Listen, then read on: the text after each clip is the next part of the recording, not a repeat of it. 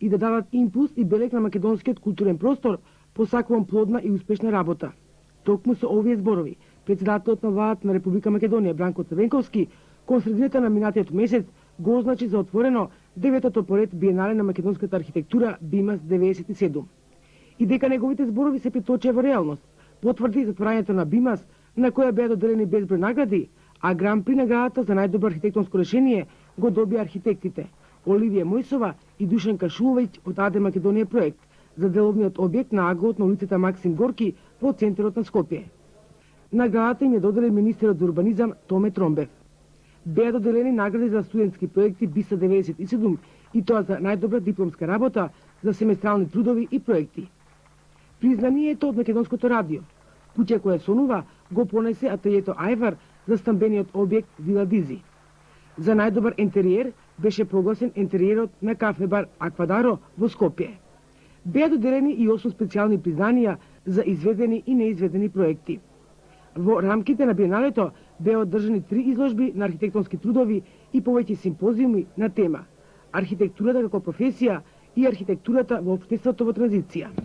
Министерот Тромбев, кој ја затвори оваа манифестација, посака 10-тото поред биенале на македонската архитектура, кој ќе биде јубилејно и ќе се одржи на прагот на новиот милениум, да биде уште поплодно, посакувајќи им на недобрите, особено на младите, да се изборат за вистинското место кое несомнено им припаѓа на професијата архитект. Гран Прито на БИМАС и плакетата доделена од градот Скопје вечерва се во нашето студио, се разбира, тука се со нас и наградените архитекти Душан Кашуловиќ и Оливија Мојсова. Ви честитам на наградата, нели, од името на Скопската програма. Ја знам дека ви е мило да добиете, нели, од администрацијата на градоначалникот плакета, меѓутоа, што значи награда од архитектите, од вашите колеги, од стручњаците? Па секако дека е поголемо задоволство од колегите да се добие признание и многу ни е драго што ги добивме овие две признанија за овој објект, кој што е прв реализиран објект на улицата Максим Горки по замислите кои што така. Ми рековте дека 90-та година вие добивте прва награда и на конкурсот за урбанистичко идејно решение за улицата Максим Горки, нели, почнува да се остварува барем дел од оваа идеја. Задоволни сте заради тоа? Па сум задоволна заради тоа, меѓутоа овој објект покажува во кој правец се движа замислите околу реализација на објектите кои што беа срушени околу целата улица со едно поврзување на старото со новото, со објектите кои беа срушени после земјотресот и нивна кореспонденција со новите видувања, односно свртување кон иднината на некој начин со една асоцијативна врска со минатото. Има ли можност ова ваша замисла од 90-та година да се реализира до крај? Па не знам, тука сум малце скептична, бидејќи улицата веќе не е пешачка како што беше предвидено. Сега е сообраќајна и целиот оној партерен мебел кој што требаше да живее заедно со содржината на улицата, која што требаше да консумира на некој начин култура, живот еден на улица, не верувам дека некогаш ќе се оствари. Во рамките на изменетите сега? Во рамките на изменетите планови и за центарот и новите моменти кои што се Што можеме да кажеме за самиот објект кој што е, ќе го видиме, предпоставувам сега, кој што е награден? Што представува тој, како се инспириравте, во кој стил е граден, што можете да ми кажете? Идејата за архитектурата на објектот е всушност зацртана уште во идејата за архитектурата на улицата Максим Горки. Основните постулати зацртани во идејното решение, идејното архитектонско урбанистичко решение за улицата Максим Горки беа да се вратат делови од старите објекти кои што се срушени по земјотресот и кои што и давале белег на таа улица. Таа улица сама по себе представува еден компактен сегмент, еден објект за себе, кој што како флуид се влива во плоштадот и едно сочувано јадро во централното подрачје на градот. И во неа биле, всушност, постоеле многу објекти кои што се сочувани во меморијата на Скопје, во меморијата на старите скопјани. Изградена е, значи, во духот на традицијата. Тачно. Ова идејата за архитектурата на овој објект е потекната од, не би рекла во духот на традицијата, меѓутоа дел од традицијата која е меморирана во сеќавањата на скопјани. Во сеќавањата на скопјани е вградена на еден нов начин. Објектот е модерен, му служи на модерниот човек, на сегашниот човек, има концепција на модерен објект. Меѓутоа, како кулиса на ќошот, прикачен е на стаклена фасада, прикачен е објектот кој што постоел пред земјотресот.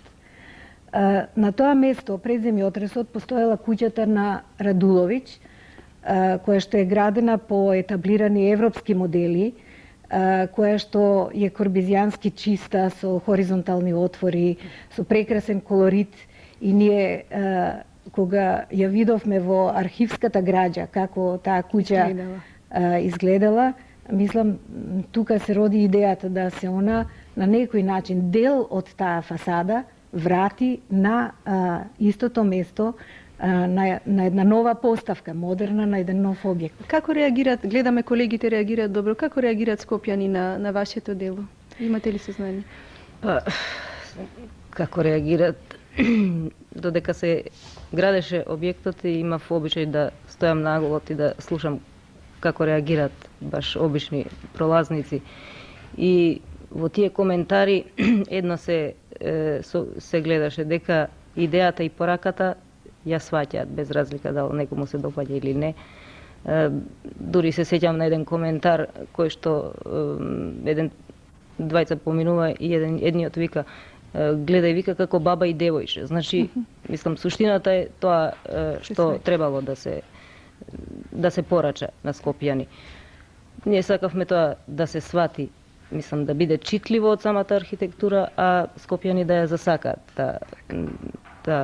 таков тип на објекти кои што како опција ги предвидовме на оваа улица Максим Горки, што не значи дека треба да биде некој модел за решавање на други подречја. Бима се манифестација за архитектите, нели, за вашата професија, затоа да ве прашам и како архитекти, а бидејќи сме во Скопската програма, дали кога Скопје се гледа, се разгледува, нели, од стручен аспект, може да се препознае? Има ли индивидуален печат на творецот на зградите, новите, старите? И дали е тоа добро? Може да се препознае, бидејќи самата архитектура е еден тип на креација, без разлика што тоа е занает и бара многу други компоненти за оформување на едно архитектонско дело. Можете ли да препознаете кој автор е на одредена зграда за која што не знаете? Се внесува индивидуалноста на објектот и мислам дека доста згради може да се препознаат кој е автора, дали е тоа добро или не. Мислам дека може да биде позитивно. Во смисла да ако објектот е естетски издржан и складно укомпониран во останатото подрачје и да се препознае, не е страшно. Некои архитекти се препознаваат и по лошо направени би. Да. Еве на крај да замислиме, да завршиме со една ваша размисла за Скопје, за центарот на Скопје, за местото и улогата на архитектот тука. Дали, нели, сепак вие сте тие што го кроите и убавото и лошото лице на градот? Како би сакале да го видите вие центарот и градот? Ние дадовме еден скромен допринос кон тоа како би сакале да го видите. Така. Да оформи еден дел од градот. Не, во секој случај ние би сакале да го видиме центарот во едно поинакво светло, поизграден, поуреден, поосветлен, да кажам, мислам не би можеле сега да даваме рецепти за тоа, бидејќи е времето кратко. Меѓутоа, морам да кажам дека нашата професија е фатена во стапица на длабоки општествени промени. И мислам дека тоа зависи од наше некое престројување на архитектите. За улогата на архитектот рековте, она е многу значајна и по кој пат ќе тргни зависи од нашето организирање како архитекти, како професија која е многу сериозна и многу комплексна. Уште еднаш ви благодарам за гостувањето во Скопската програма. Многу честитки за наградите и уште многу вакви награди. Благодарам. За доброто на Скопје, за доброто, убавото лице на градот.